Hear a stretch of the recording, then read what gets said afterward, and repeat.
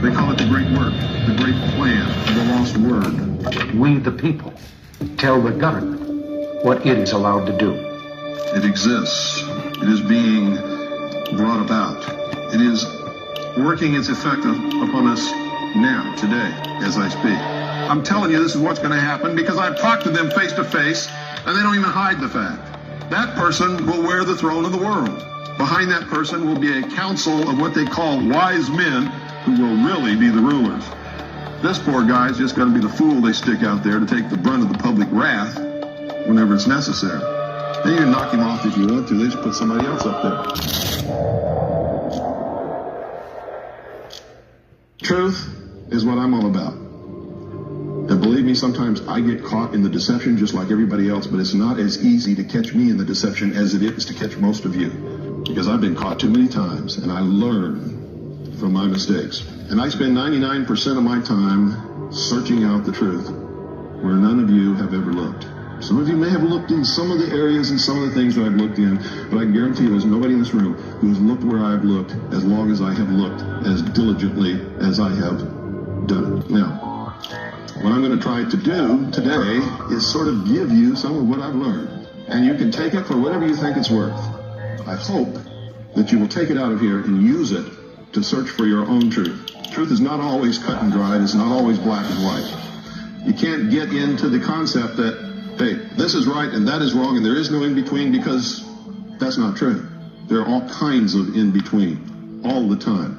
And truth is elusive, folks. I have to tell you this. It's elusive at best, and it's hard to find.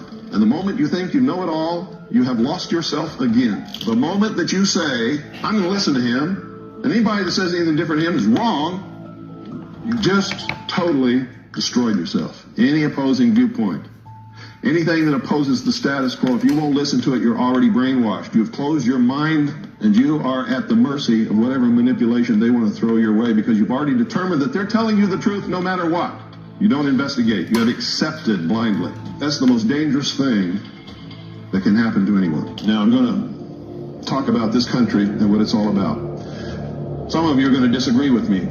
And during this talk today, I'm going to make some of you angry. And I want you to understand this. If what I'm telling you up here is not true, it's not going to bother you. On my radio show, I use the term sheeple a lot. I can always tell when I hit the targets, boy, I get the letters. How dare you call me a sheeple? That person wouldn't have wrote that letter if that person wasn't a sheeple. Because they would have known I wasn't talking about them, right? Only the person that the arrow hits gets angry. So the reason I'm telling you this, if you find what I'm talking about disturbing, I'm hitting you with some truth that is bothering you. That's really bothering you, and you need to look at it really closely, because it wouldn't be bothering you if it wasn't true. There are a lot of people who are extremely critical of my radio broadcast because they say I spend too much time on symbology and history and the mystery religions and all of these things that they write me letters and say, I don't care about that. It doesn't mean anything. Why don't you get into some nitty-gritty? They don't understand that is the nitty-gritty. He who does not study and understand history is doomed to repeat it.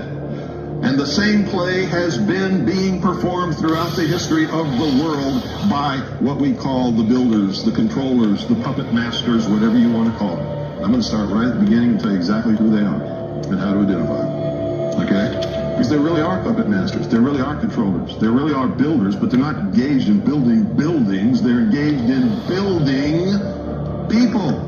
They're building what they call the perfect race. But because the knowledge, the truth has been withheld from the people. And that's how they manipulate people, is by withholding the truth and controlling them with the lie. You have to understand the agenda. You have to understand who's bringing it about and why before you can see the manipulations and how people are being used and manipulated to bring it about. How many of you believe that this is a Christian government? How many of you believe that it was founded as a Christian government? I hate to tell you this, but you're wrong. This country was built by Christians because that's the majority of the people who originally came here. And a lot of the things that they believed in is reflected in our laws and in our traditions and in our government. But the government was never meant to be Christian. Many of them were members of the secret societies. How many of you believe Thomas Jefferson was a Christian? I'm not afraid. I believed it until I read the truth about Thomas Jefferson and studied his life. Thomas Jefferson hated Christianity. Thomas Jefferson tore up the Bible. Thomas Jefferson wrote his own Bible because he said the God of the universe could not possibly be that terrible God represented in the King James Version of the Bible. Don't be afraid to raise your hand in here, folks. Nothing that I'm going to say is intended as a personal slant or insult or attack upon anybody in here. But I need your cooperation in order for us all to learn. So was Benjamin Franklin. How many of you knew that Benjamin Franklin was the master of the Masonic Lodge in Philadelphia? How many of you knew that he was the master of the Lodge of Nine Muses in France? Have you ever studied the Lodge of Nine Muses? Boy, you better. See, these are things you don't know because you were taught something different, and it makes you uncomfortable to hear what I'm telling you, only for the reason that you've been taught something else and you've been reared with it and you've accepted it. It's hard to let go of something that you have learned and accepted that is not true. You don't want to let go of it because then you have to give up your comfort zone. How many of you know that George Washington was a Freemason? How many of you know if you're a Freemason, you cannot possibly in your wildest dreams be a Christian? It's absolutely impossible. And I can show it to you in their own words. And you don't even know the slightest, teeniest bit about his real involvement in the secret societies. He founded a military order, a secret order of his military officers, the generals and senior officers of the Revolution, also known as the Knights of the Golden Circle. You see, all of this has happened over and over and over and over and over again throughout the history of the human race. These people know how to lead us wherever they want us to go because they study history and we don't. If our founding fathers were deists and they were members of the secret societies, and some of them were masquerading as Christians, and some of them were just flat weren't Christians, weren't masquerading at all, why did they create this country? They came here to create a new world, not a country. How many of you really read what they wrote? They didn't come here to create a country. They came here to create a new world. What else did they call it? The Grand Experiment, the Great Experiment. Remember reading those words? They just read right over them, didn't really understand what it meant. They came from a world that was oppressive, ruled by kings and queens and popes and prelates and bishops and lords and barons. So they did something that was unheard of, never been done in the history of the world. They set the cattle free. They said, you're not really a serf. You're not really a slave. You're not really as dumb as they say you are. You're not really a bunch of cattle. Now you're free men. You got brains. We're even going to write this contract to guarantee your freedom. But we know you won't keep it because you're human. And they wrote about that, didn't they? Didn't they tell us all the ways that we would give it up? Didn't they write about it? Didn't they warn us over and over and over and over again? In all of their writings, they knew we would give it up because we're human. And they were geniuses who understood human nature probably better than any single group of men that's ever lived throughout the history of the world. What did Ben Franklin say when he came out of the Constitutional Convention after everything was signed, sealed, and delivered? Somebody said, hey, Ben, what have you wrought? See, a republic, if you can keep it. He knew. They all knew. What was it really about? Why did they give it to us if they knew we would give it up? They did know. Make no mistake about that. They knew. What do you think the fight over federalism was all about? They wanted to make sure that at some future point, the great central government would seize control. And by the way, if you want confirmation of what I said about the Founding Fathers, if you really believe that they were Christian, go look at the city that they laid out from the air. Look at the symbolism that they built into it. All deist, all Masonic, all Jacobin. It's another word for Jacobin, luminous. Go into the Capitol building, stand right in the center of the rotunda and look straight up at the dome where nobody ever looks. And what do you see? You see the apotheosis of George Washington. Riding across the heavens in the chariot of Apollo. Who is Apollo? George Washington. He's become God now. And around the perimeter of the Capitol dome, you see all the old gods of the Roman pantheon. They're all there. Zeus, Mercury, Prometheus, all of them.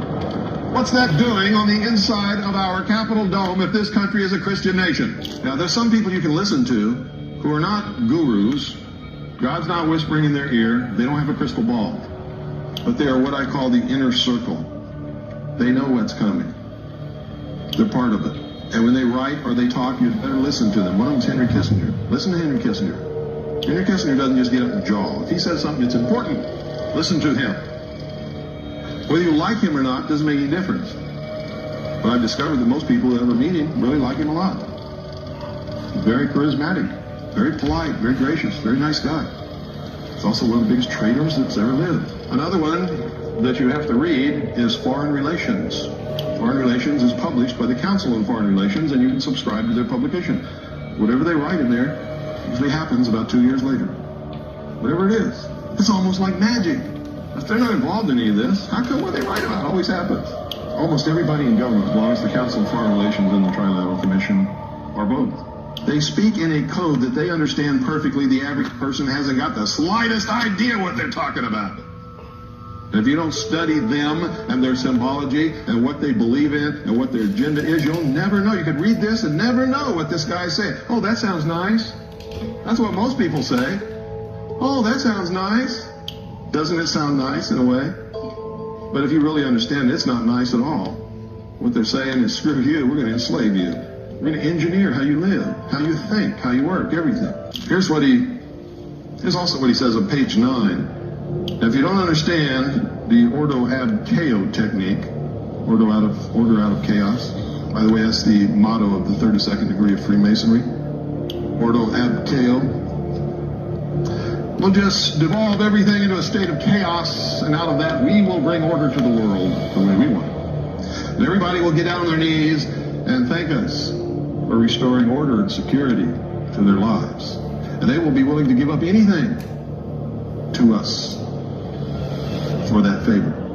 Quote, in the United States today, as in many other countries, the collection of second and third waves creates social tensions, dangerous conflicts, and strange new political wave fronts that cut across the usual divisions of class, race, sex, or party. All the old polarizations and coalitions break up. End quote. Toffler even admits that there's a plan. On page 10 of his book, quote, life may indeed be absurd in some large cosmic sense, but this hardly proves that there is no pattern in today's events. In fact, there is a distinct, hidden order that becomes detectable as soon as we learn to distinguish third wave changes from those associated with the diminishing second wave, end quote. There's always been a plan. They call it the great work, the great plan, the lost word. There's all kinds of words for it. It exists. It is being brought about. I'm going to just give you a little demonstration of the degree of control that is already in effect in this country concerning communications. Now, if you're smart, you know that if you turn the dial on your radio and on your TV set and on every news story, it has the same slant and the same words, and it's the same stories. You know that the news and the media are controlled. If you don't, you're not playing with a full deck of cards. Okay? It is absolutely absurd to believe that all these different networks, news stations, newspapers, and radio stations are all owned by different people, yet they all carry the exact same stories every day, worded in the exact same way, with the same agenda and the same slant. You see, if they were all separate and independent, that could never happen in a million years, because no two people ever attach the same importance to the same event or the same slant on the same story unless they're handed it. If you don't understand that freedom and liberty must be creator endowed, then you are opening the door for somebody to take it away from you, because they don't have to answer to a creator. You understand? So even if you don't believe in God, you better start. If you want to stay free. If you want to stay free. If you don't care about freedom, you don't have to believe in God. You see, there must be something that human beings answer to protect us from ourselves. Because the minute we become God, how many of you in here want me to be God?